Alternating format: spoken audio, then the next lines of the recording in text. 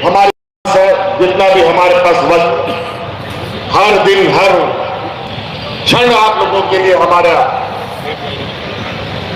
समय आप लोगों के लिए, आपकी योजना बनाने के लिए लगता है। हम अपने आने वाली पीढ़ी के लिए, हमारे पढ़ने लिखने नौजवानों के लिए अब आपको चिंता करने का जरूरत नहीं है। हमारे किसान भाइयों को चिंता करने का जरूरत नहीं है। हमारे मजदूरों को चिंता करने का जरूरत नहीं है, क्योंकि आप उसका पढ़ाई लिखाई का भी पूरा खर्चा, चाहे वो इंजीनियर बने चाहे डॉक्टर बने, उसका भी पूरा का पूरा खर्चा अब राज्य सरकार देने का काम करेगी। ये हम कानून बनाते हैं।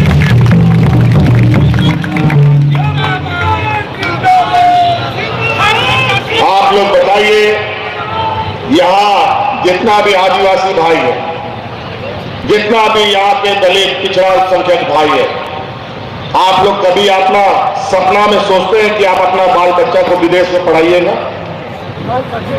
विदेश तो छोड़िए, हम लोग आसपास स्कूल में पढ़ा लिया, ये बहुत बड़ी बात है। विदेश का तो सपना भी नहीं देखते हैं। लेकिन आप चिंता मत कीजिए, आप स्कूल में पढ़ाइए बच्चों को, उसकी पूरी पढ़ाई का जिम्मा सरकार अब लेगी। ये कानून बन गया और उन बच्चों को विदेश भेजेंगे, उसका पूरा पैसा खर्चा सरकार देगी। और जो बच्चा नौकरी की तैयारी करना चाहता है, कोई बैंक का तैयारी कर रहा है, कोई रेलवे का तैयारी कर रहा है, कोई सेना में भर्ती का तैयारी कर रहा है, कोई यूपीएससी कोई जेपीएससी की तैयारी कर रहा है, उस तैयारी के लिए जो ट्यूशन वो लेता है अलग अलग जगहों पर, उस ट्यूशन का भी खर्चा राज्य सरकार देगी। ये कानून हमने बना दिया। और एक गुरुजी क्रेडिट कार्ड हम लोगों ने यहाँ के बच्चों के लिए लिया है, और उसके माध्यम से 15 लाख रुपए तक का लोन 5 साल के लिए हम बच्चों को पढ़ने के लिए देंगे। बजाय आपको बैंक से 12-15% में लोन मिलेगा। दुनिया भर का गारंटर फरेंटर लगेगा। अब इस सब में वो सब लफड़ा भी खत्म। 5-6% का ये में 15 लाख का हमारे हायर एजुकेशन के लिए बच्चों को लोन देने का काम हम लोग करेंगे। आज हर वर्ग के चेहरे में मुस्कान है। पहले मंत्री लोग का घेराव होता था, हम विधायकों का घर घेराव होता था, कभी पारा शिक्षक, कभी आंगनबाड़ी सेविका, सहायिका, अनेकों संपर्क के लोग कि हमको मेरा वेतन बढ़ा दो, हमें ये कर दो, हमें वो कर दो। अपनी मांग को लेकर धरना प्रदर्शन। विगत 5 साल पूरे राज्य के कर्मचारियों को हक अधिकार तो मिला नहीं, लेकिन पुलिस का लाठी डंडा इतना मिला कि अनेक लोग, उसमें भी कर्मचारी लोग शहीद हो गए बेचारे।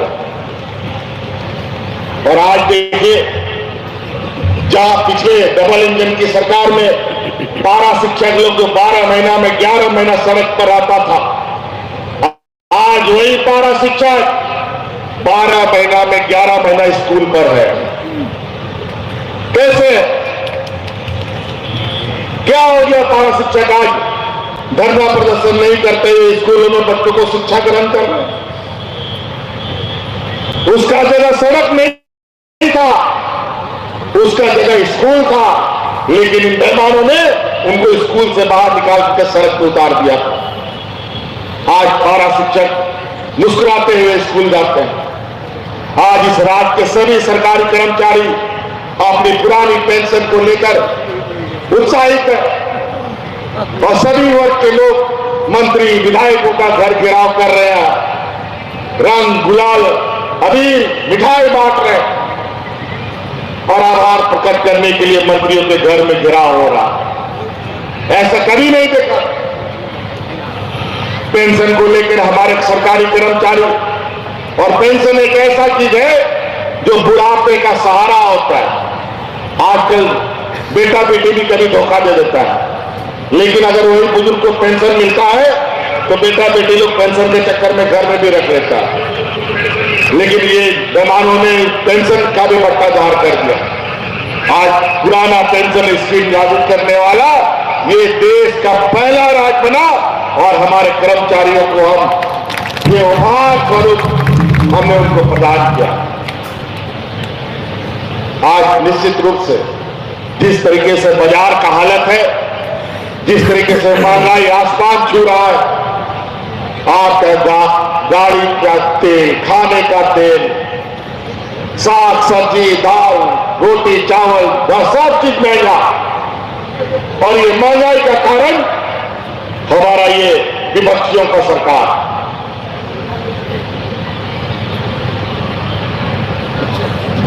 तो इसलिए बातें बहुत सारी हैं। अब आपको ये तय करना है, क्या यहां बुजुर्गों को पेंशन देना गुनाह है? क्या बच्चों को पढ़ाई का जिम्मा लेना गलत है? क्या विधवा महिलाओं को पेंशन देना गलत है? क्या हमारे किसानों को जानवर बांटना गलत है? कि हमारे पुरानी पेंशन लागू करना गलत है? कि यहां पर इन सिपाहियों को उसका हक अधिकार देना गलत है? अगर ये गुनाह है तो ऐसे गुनाह हम कई गुना करेंगे और यहां के लोगों को चेहरे पर मुस्कान लाने का काम करेंगे। आज इसीलिए हम लोग के पास इन विपक्षियों जैसा बड़ा बड़ा तंत्र नहीं है। ये चारों तरफ से भेड़िए की तरह हमला करते हैं और डराने का काम करते हैं। आज हम सबको एकजुट होकर इस झारखंड के इतिहास, इस वीर धरती का, ये वीरों की धरती का लाज रखने का काम करना होगा। हमारे जिन पूर्वजों ने इस राज्य को बनाने में, इस राज्य के मूलवासी, आदिवासी, जल, जंगल, जमीन की रक्षा के लिए अपनी कुर्बानी दी है, अब इस राज्य को सजाने और संवारने का काम यहां का खतियानी, मूलवासी या आदिवासी मिलकर करेंगे। इसलिए मैं आज ज्यादा नहीं कहते हुए अभी हमें रांची भी जाना। अभी शाम को प्रधानमंत्री जी के साथ फिर से वार्ता, अभी पूरा कई देशों का हुजूम होना है भारत में, उसी को लेकर के चर्चा होगी। हम देखते हैं उससे हमें क्या मिलता है। हमें मिलता है कि हमारा उल्टा खर्च हो जाता है, चला जाता है, ये भी देखेंगे समय आने पर। हमारा मानना है कि ये संघीय ढांचा के रूप में ये देश सदियों से चलता आया और ये संघीय ढांचा का एक मान सम्मान हम सबको रखना है। आज हमारा कई लाख करोड़ रुपया केंद्र सरकार ने बकाया, 1,36,000 करोड़ रुपया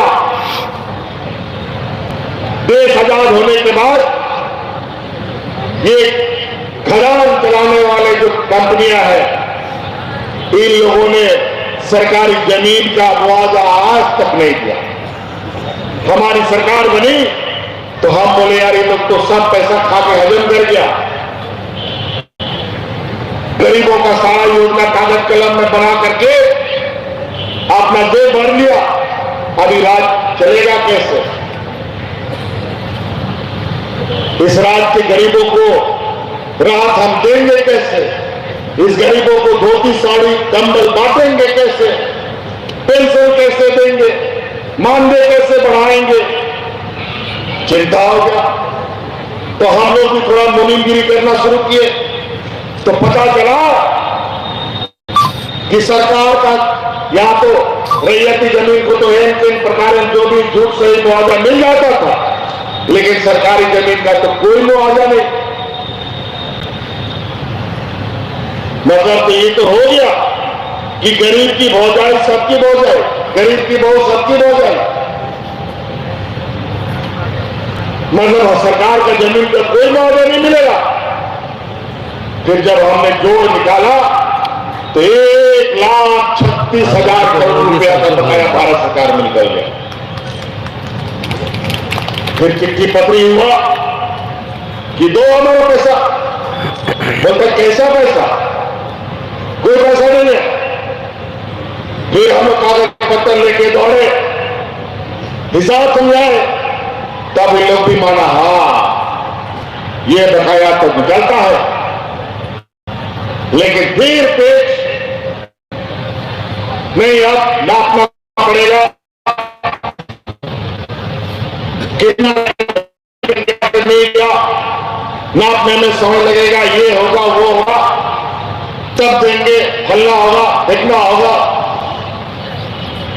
हम बोले तब तो हमको फिर उलझा दिया जी आप लोग, मतलब आप लोग पैसा नहीं देंगे। फिर गोल गोल घुमाने लगा। हमने भी कहा आप लोगों ने ये माना कि सरकार को आपने पैसा नहीं दिया। बोला हाँ पैसा तो बनता है, लेकिन कितना बनता है पहले हिसाब निकालो। तो हम बोले ये तो बात है कि कुछ तो निकलता है, देना शुरू करो। थोड़ा बहुत मिलना तो शुरू हुआ। जब हमने उसमें तेजी लाई, पूरा हिसाब देना शुरू किया, सब जगह नापी जोखी करके तुरंत कागज बेचना शुरू किया। जब पैसा का दायरा बढ़ने लगा तो हमारे राज्य में पूरा जो जांच एजेंसियां हैं इनको छोड़ दिया गया। कहीं ईडी घूम रहा है, कहीं सीबीआई घूम रहा है, कभी इनकम टैक्स घूम रहा है, इधर उधर इस पदाधिकारी के यहाँ छापा पड़ रहा है, उस मंत्री के यहाँ छापा पड़ रहा है, और सभी सरकार चलाने वाले लोगों के ऊपर छापा पड़ रहा है। विपक्ष के यहाँ छापा नहीं पड़ रहा। जो खा के हजम कर गए हैं और डकार मार रहा है वो लोग को कुछ नहीं हो रहा, और जो कभी देखा नहीं वाला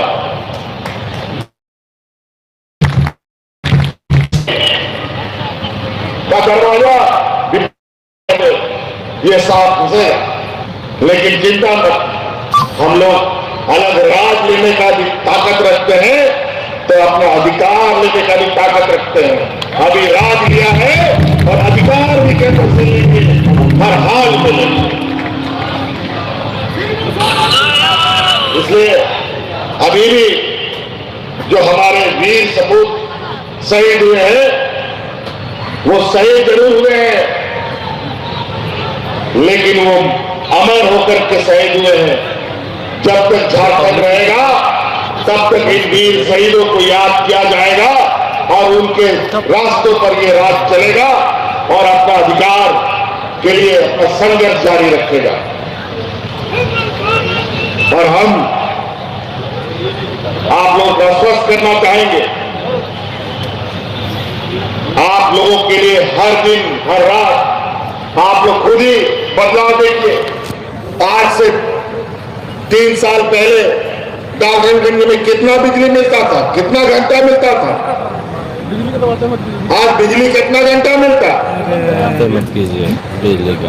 आज बिजली हाँ गरीबों के लिए तो 100 यूनिट बिजली भी फ्री कर दी है।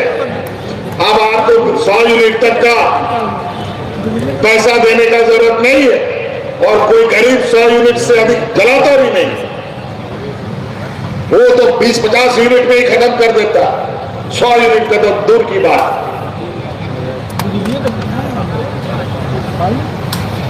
तो कई ऐसे कीजिए। अब हम लोगों ने शिविर लगाया है, अभी सुखाड़ के लिए चिंता बना हुआ है। गरीबों के लिए तो चारों तरफ से तकलीफ ही तकलीफ। कुछ भी होता है तो सबसे पहले मार गरीबों को पड़ता है, किसानों को पड़ता है, मजदूरों को पड़ता है। अभी कोरोना से ठीक से खड़ा नहीं हुआ, आज सुखाड़ की स्थिति आ गई राज्य में। सभी किसान परेशान, सरकार परेशान, करे तो क्या करे।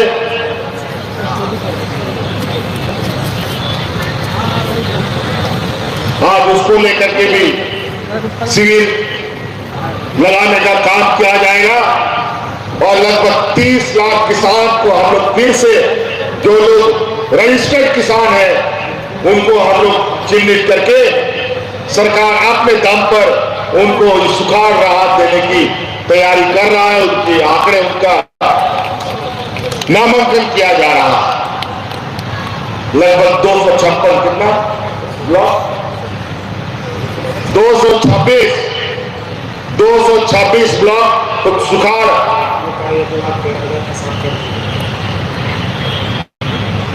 226 ब्लॉक को हम लोगों ने सुखाड़ घोषित किया है। और अभी मंत्री जी बता रहे हैं 1,13,000 किसान पलामू के हमारे चिन्हित किए जा चुके हैं, जिसको राहत हम लोग देने जा रहे हैं।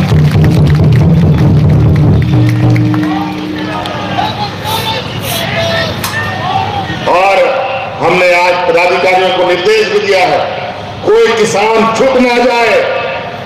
कहीं कहीं शिकायत आया है कि ऑनलाइन ऑफलाइन को लेकर के मुसीबतें आ रही हैं। हम बोले ऑनलाइन हो या ऑफलाइन हो, हर हाल में किसान के दरवाजे में जा करके उसका दरवाजा खटखटा करके पता करो कि वो किसान कहाँ है जिसको राहत हमें देना है। जैसे अभी बुजुर्गों को खोज करके पेंशन दिया जा रहा है, वैसे ही आप पदाधिकारी हर अधिकार आपको घर घर पहुंचा के देगा। तो इसलिए साथी, अभी हमें और भी दूर जाना है लंबा। हम अपनी बातों को यही खत्म करते हुए एक बार हम लोग फिर से वो नारा लगाएंगे, जो खतियान की बात करेगा वही झारखंड में राज करेगा। जो खतियान की बात करेगा, जो खतियान की बात करेगा